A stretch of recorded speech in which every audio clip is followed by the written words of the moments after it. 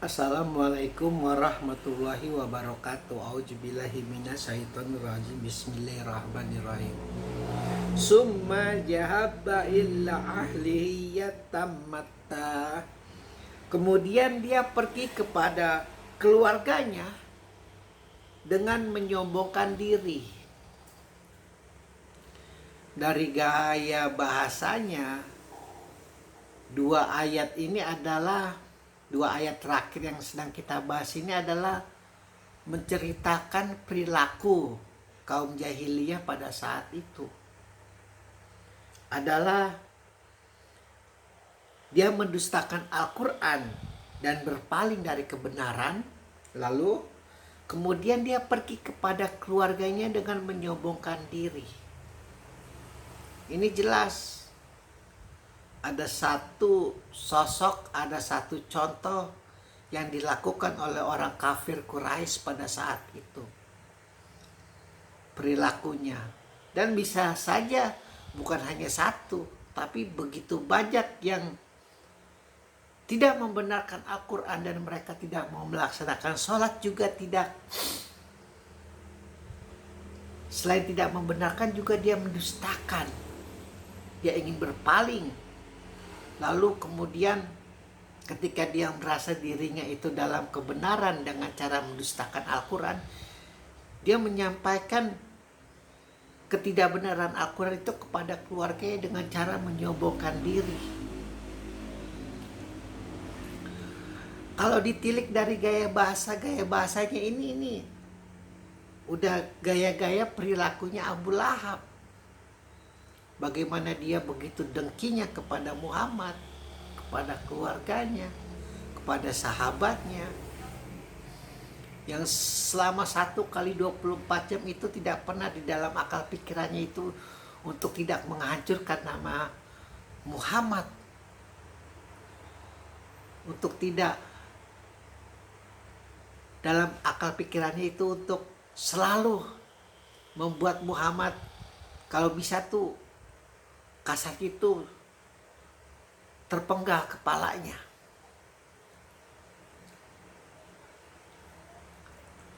Maaf saja kalau bisa berpikir sampai kepada seorang yang bernama Abu Lahab, karena memang dari satu contoh suratnya Al-Lahab saja sudah mencerminkan bagaimana kondisi mental pembesar-pembesar umat jahiliyah pada saat itu terhadap Rasulullah, terhadap dakwah Rasulullah. Kayak tidak mungkin kalau tidak dilakukan dengan tingkat kedengkian selevel Abu Lahab itu tidak mungkin. Bisa orang itu mendustakan Al-Quran lalu kemudian dia menyombongkan kepada keluarganya, karena keluarga Abu Lahab itu terkenal dengan anaknya yang cantik-cantik, tampan-tampan. Keluarganya, istrinya juga cantik.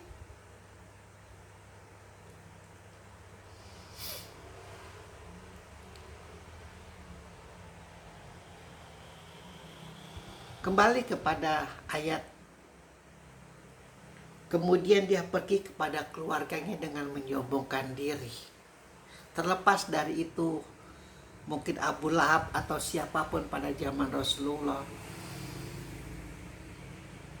ketika Allah mengatakan bahwa ada yang tidak sepaham dengan Rasulullah, ada yang tidak sejalan dengan jalan pemikiran Rasulullah, dakwah-dakwahnya, lalu dia merasa benar, lalu kemudian dia menyombongkan dirinya. Lalu apa jadinya kalau kita sebagai seorang yang merasa benar juga, meskipun kita benar nih, Islam ini benar, dan kita saking bencinya kepada Taurat, saking bencinya kepada Injil, salah satu contoh aja lah kitab Samawi yang kita contohkan ini. Lalu kita mendapat tuh kelemahan Injil, padahal sudah jelas, tidak perlu dilemah-lemahkan. Semua sudah paham itu. Bagaimana mungkin sebuah kitab menjadi begitu banyak tafsir dari para murid-muridnya. Ada kitab dari murid Yesus si anu tidak menyatu. Lalu kemudian kita saking Bencinya kepada Zionis, kita menemukan kelemahan-kelemahan di dalam kitabnya Taurat. Kita begitu menyombongkan diri.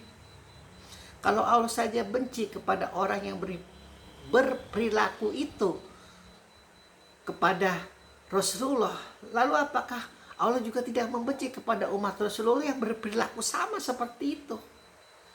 Hati-hati. Terkadang Allah memberikan contoh itu seperti cermin. Ngerti gak maksudnya? Allah mencontohkan nilai perilaku para pembangkang, para pendurhaka, para pendusta, umat-umat yang tidak meyakini kebenaran Nabi Muhammad. Allah benci kepada orang seperti itu. Cermin ini harusnya dijadikan patokan. Oh, berarti juga aku tidak boleh berperilaku seperti itu kepada umat yang lain.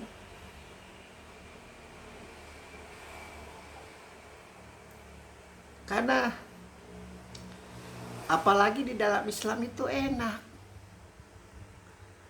Kita tidak ada itu ketika nabinya meninggal lalu kemudian menyampaikan wasiat, sebarkanlah agamaku, tolonglah mereka tersesat. Tidak.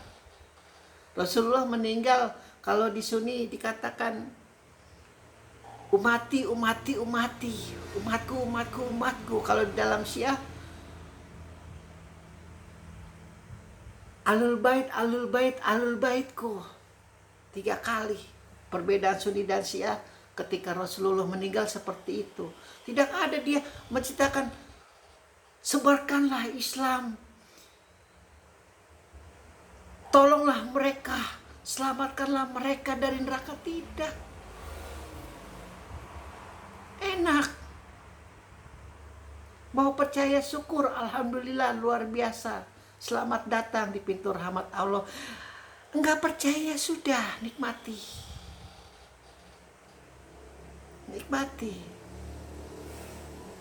Karena sekali lagi, setiap manusia itu memiliki alur kehidupan yang berbeda-beda, alur kehidupan yang penuh misteri,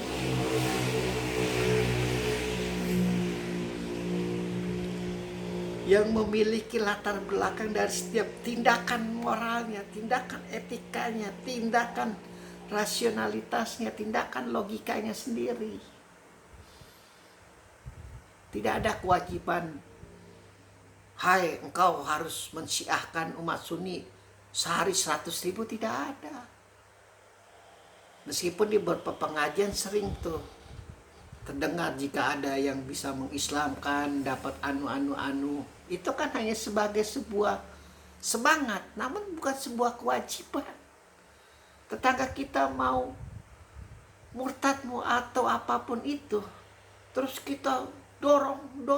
Kalau Allah tidak memberi hidayah sampai lebaran monyet pun dia tidak akan pernah beriman. Itu enaknya Islam. Tidak ada kewajiban kita itu untuk mengislamkan seluruh dunia.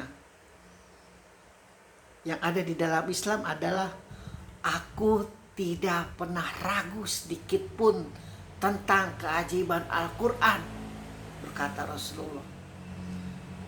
Yang aku takutkan adalah bagaimana umatku apakah bisa menerapkan Al-Quran dalam kehidupannya sehari-hari itu.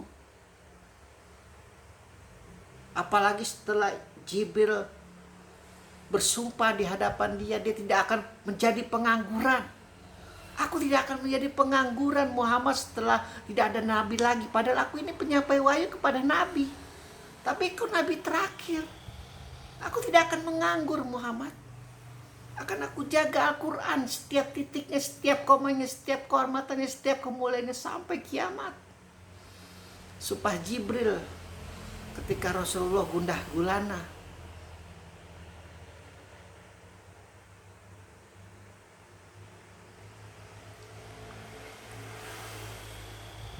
Jadi